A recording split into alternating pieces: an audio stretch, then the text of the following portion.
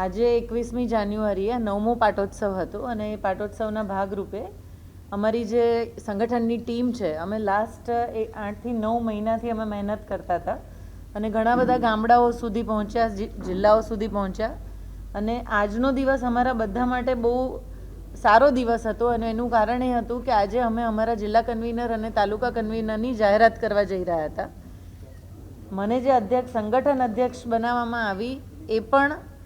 ભાઈની વડપણ હેઠળ એમના ચેરમેન પદના નીચે અમારા આવા સંગઠન જેવા બીજા ઘણા પ્રકલ્પો ચાલે છે, જેમાંથી એકમાં મને સંગઠન અધ્યક્ષ બનાવી અને એવી હોદ્દાની રૂએ.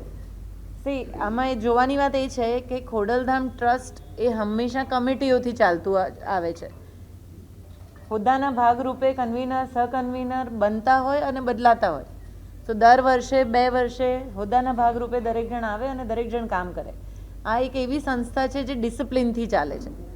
અને સિસ્ટમથી ચાલે છે. એટલે હું મીડિયાને અનુરોધ કરીશ કે જે ખોટી વાતોને પ્રચાર થઈ રહ્યો છે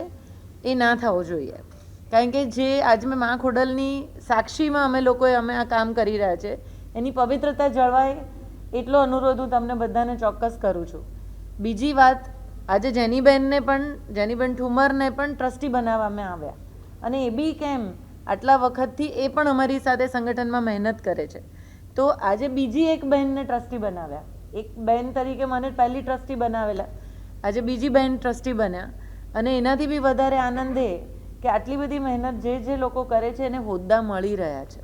આજે અમારો નાનામાં નાનો કાર્યકર ખુશ છે અને એનું કારણ એ છે કે એમને એનો પદ મળ્યો અને આજે અમે એટલા માટે ખુશ છીએ કે અમે આટલી મહેનત કરી અને અમારું જે સંગઠનની અમને જે સ્પીડ જોઈતી હતી એ સ્પીડ આજના કાર્યક્રમની સક્સેસથી અમને મળશે. આજની 2026ની ખોડલધામ કન્વીનર મીટ કે જે કાગળ મુકામે થઈ, એમાં આખાએ ગુજરાતના 34 જિલ્લાઓમાંથી 31 જિલ્લાનું સંગઠન ડિક્લેર થયું. સાથે સાથે ફક્ત ગુજરાત નહીં પણ દેશના અનેક રાજ્યમાં પણ ખોડલધામ સંગઠનની આજે જાહેરાત કરવામાં આવી અને દેશથી પણ સીમાડાઓ વટાવીને વિદેશમાં કે જ્યાં લંડનમાં પણ ખોડલધામ મંદિરની સ્થાપના થશે, અમેરિકા હોય, નેરોબી હોય અને બીજા ઘણા બધા કન્ટ્રીમાંથી લોકોએ સામે ચાલીને ખોડલધામ સંગઠનનો વ્યાપ દેશ વિદેશમાં લઈ જવા માટેની તૈયારી દર્શાવી. આજની સંગઠનની જે મીટ હતી એનો મુખ્ય ઉદ્દેશ એ હતો કે ખોડલધામના સંગઠન થકી, તાલુકાના કન્વીનરો થકી, ગ્રામ સમિતિ અને ગામમાં વસતા એક પરિવાર અને એવી જ રીતે શહેરમાં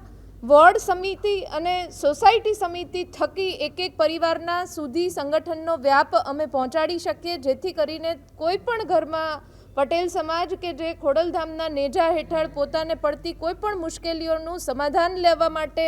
ઈચ્છતું હોય તો અમે એમના સુધી અમારો અવાજ પહોંચાડી શકીએ કે એમનો અવાજ જે પ્લેટફોર્મ પર લઈ જવો હોય એના ત્યાં સુધી લઈ જઈ શકીએ. આજે જે સંગઠનનું ડિક્લેરેશન 5 જણની કમિટી આપના માધ્યમથી કહેવા માંગીશ કે 5 જણની કમિટી છેલ્લા 9 મહિનાથી કાર્યરત હતી, જેમાં ટ્રસ્ટી શ્રી મનોજભાઈ સાકરિયા પણ હતા. એ 5 જણની સમિતિમાં હસમુખભાઈ લુણાગરિયા કે જે ખોડલધામ સંસ્થાની સ્થાપના થઈ ત્યારથી પોતાની કામગીરી અને ફરજ બજાવી રહ્યા છે, ગોપાલભાઈ રૂપાપરા, અને એમના પછી બેનની ટ્રસ્ટી તરીકે નિમણૂક થઈ ત્યારથી કાર્યરત અને છેલ્લા 1 વર્ષથી હું પોતે, એમ અમારી 5 જણની કમિટી છેલ્લા 1 વર્ષથી સંગઠનનું કાર્ય કરી રહી હતી. આ 1 વર્ષના કાર્ય કર્યા બાદ આખું એ સંગઠન આજે જ્યારે જાહેરાત કરી ત્યારે એ સંગઠનના જાહેરાત બાદ બેનને સંગઠન કમિટીના અમારા હેડ તરીકે અને આખા સંગઠનનું કોઈ પણ વ્યક્તિ એક સુકાન સંભાળે તો ખૂબ સુપેરે નિર્ણય લઈ શકાય એ જવાબદારી અને ફરજોના વહેંચણી બાબતે આજે એમની નિમણૂક થઈ છે. એટલે આપના માધ્યમથી હું વિનંતી કરું છું કે ગુજરાતના દરેક ઘર સુધી એ સંદેશો પહોંચાડે કે ખોડલધામ સંગઠનનો વ્યાપ ફક્ત ગુજરાતમાં નહીં, દેશમાં નહીં પણ વિદેશોમાં પણ અમે કરવા જઈ રહ્યા છે અને એને રાજકીય કોઈ પણ કાવા દાવા કે કોઈ પણ સંદેશના આપના માધ્યમથી ન મળે એવી આશા ખોડલધામ સંસ્થા વતી